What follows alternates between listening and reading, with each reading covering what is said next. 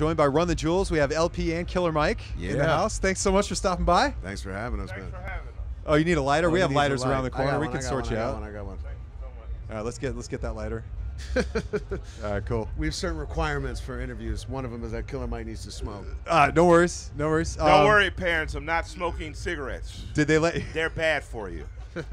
Did they? They didn't let you light up at Wrigley Field today, did they? Did they? I didn't. I dare not disrespect such hallowed ground. In the I ballpark. smoked right outside the ballpark before I walked in. Yeah, it's not 1940. We can't just spark up in our seats anymore. That's Yeah, right. That's right. Yeah. So good times, This though. is not a cigarette, parents, because Mike doesn't endorse tobacco. Happy 420. It's really, really bad for you. God bless you. So you threw out the first. Who threw out the first pitch? Did you both throw pitches? You were at Yes. Wrigley Field today, and you got the Cubs jersey with your names on them and Yeah. everything. Yeah. Yes. And did you do the 7th inning stretch too? No. Okay. No. We had to come work. No. Oh, Yeah. that's right. Yeah. Mike threw out the first one, blazing over the plate. Did they have the radar gun? Yeah, I think it was about 102. I probably threw a 40-mile-an-hour ball that luckily went straight. And then I proceeded to lackadaisically throw a 32-mile-per-hour ball that went straight and then dropped 2 inches before the plate. Oh, you bounced it? Well, yeah, I bounced it. But Still look pretty. See, here's the thing. First of all, who gets to do this? Like, I was happy to be there. And the other thing is, I was watching videos ahead of time of like what rappers have done this. Yeah. Okay, Snoop. Woo! Hey! Oh, who's the all-time 50 worst? Cent. 50 Cent, right? So my whole thing Snoop was is like, 50 too, well, if I if I just get it straight, then I'll be happy. So yeah, I'm hoping I make Sports Center.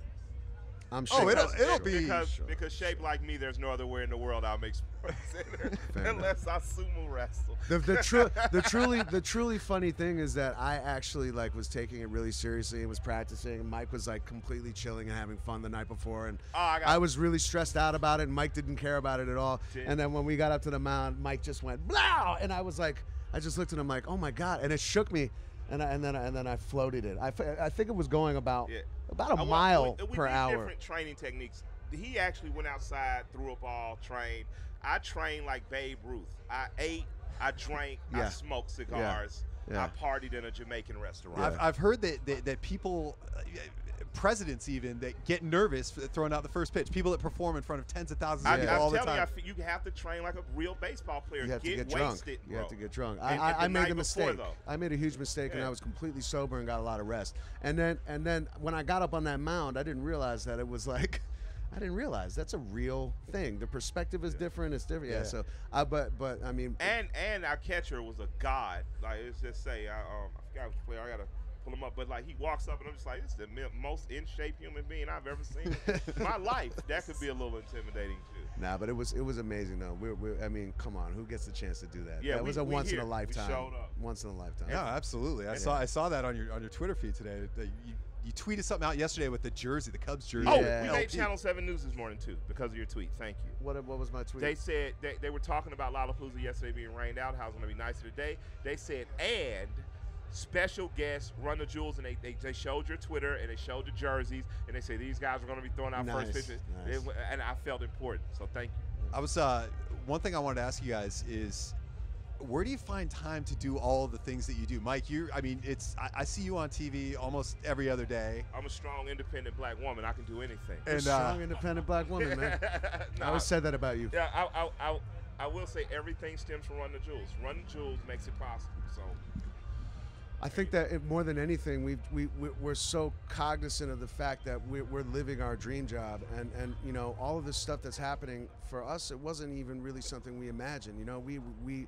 We stumbled into something because we loved each other, and we were making this music that we loved, and we were okay with just having a cool career, being able to get to do the music that we liked, and all of a sudden it just took off. And I think that when life kind of gives you that, you'd be a fool not to sort of seize it and go for it. And we've been around long enough to know the difference, Yeah, you guys both had solid, great careers on your own. Yep.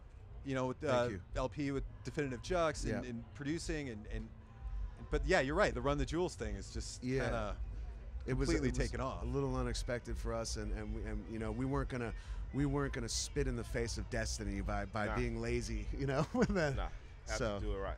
This is like if the Decepticons and Cobra Commander made a deal. I don't understand that metaphor, but I love those cartoons, and I agree with my friend. Or the Autobots of G.I. Joe, right? Yeah, but yeah, you want man, to go who the wants evil to be side. the good Okay. guy? You know. Like for real, like Yeah, come yeah. on, man. Optimus Prime's kind of lame, man. You know, So, Starscream was really cracking. I kind of liked Optimus. Yeah, he was whack. Megatron. Root for the bad guys when you watch the Transformers. I root for villains. I just like They're more Optimus. complex. Optimus Prime's voice is better than Megatron's voice. Absolutely, absolutely, absolutely. Thank you. Absolutely. I'm glad we could settle this. So throwing out the first pitch at Wrigley Field, a complete honor. I was amazing. I'd like to say. You've had, Wow. No, I'm joking. I don't, Mike. You were. I was scared. Killer Mike's had several of these, right? So you had your own day in Atlanta recently. How did that go? How did that come about? A city councilman who I have to salute, because most city councilmen are not going to do something as brave as, but Michael Julian Bond is a city councilman who we're from the same side. He went to the same high school. He just saw me kind of be Michael in terms of all my work in the 90s, me as a rapper, me as an ambassador for the city and a businessman. And he just said, hey, you know, I think this kid deserves to have his roses while he's alive, while he's young and spry. And I appreciate him, and I appreciate the whole council, from Keisha Lance Bottoms, you know, to C.T. Martin. These people don't have to pay attention to care about a small business person or a rapper or an activist, and they did. And I plan to do something cool next year with the day, like to help kids do some gun buyback. I mean, not gun buyback, do some school give backs and things of that nature.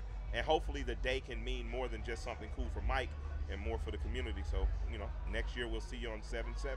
So there was the Atlanta, the honor from the city of Atlanta, and then the Georgia Senate. Yeah. That bestowed an honor upon you as well, yeah, right? Yeah, that would surprise me. It was for they have a drill that's helping to put a huge water reservoir. Driller Mike. Yeah, they named it Driller Mike, but it's going to make sure our city and state can have water, and people who need it can in reserve. And because of that, you know, they chose the whole town hero. They chose my name, but the Georgia Senate is notoriously conservative.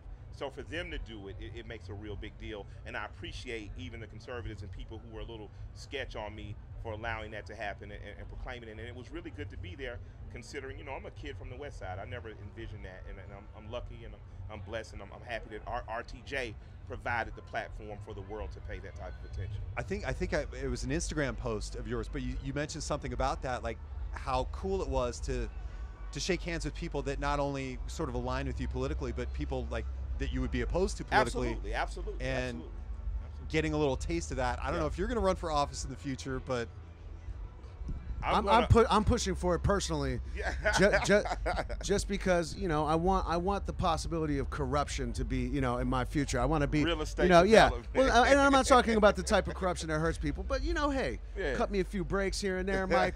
I'll move to Atlanta. Nepotism, you know, hook up your kids with some jobs. Yeah, your weird semi-shady white friend. The Trumponian way. Exactly. You know. God bless. I saw you guys on Jimmy Kimmel recently, and shouts out to Jimmy. Thanks for having us. You dedicated one of the songs to Chester Bennington, who is not the first artist that we've known that has passed away. But did you know him fairly well, or we knew him with Linkin Park? We know those guys. I mean, we didn't know him well. I was a fan, but we do know those guys, and they've come to our just as recently as the last few months. You know, had come to our shows and you know, hung out with us, and really sweet dudes, and really, you know, it was really saddened us, and we realized that it was just, you know, we realized that there's a real pattern of people feeling helpless and feeling like they've run out of options, and that one hit, you know. Not that other people's suicides are any less. Chris Cornell, of course, but you know, it's a cumulative effect, you know, and it's like, man, that was a punch to the gut. Just because we really related to them, they really did everything on their own terms. They, you know, and they cared about hip hop. Those guys really knew their stuff, and just real sweethearts. And he was clearly such a kind person. So, you know, we took that opportunity to do that. Just like we would hope that someone might take that opportunity if we ever found our demise. But, you know, more than anything, I think also we've been doing it in front of we dedicated it to him in front of Down, because Down was a song that we wrote that came out of a place of sort of about those dark times for us as well. You know, we understand darkness, and we understand feeling like it's not going to turn out right for you, and and you know, one of the positive things I really take from Chester, like I was a fan. We met him. I found myself liking him a lot, and in a quick conversation to find out he was also a teenage father, you know, have to do that work in your early 20s to figure it out and stuff. It was amazing how much I related. But bigger, I just wanted to say, you know, my mom recently passed of natural causes, but she tried suicide when I was younger.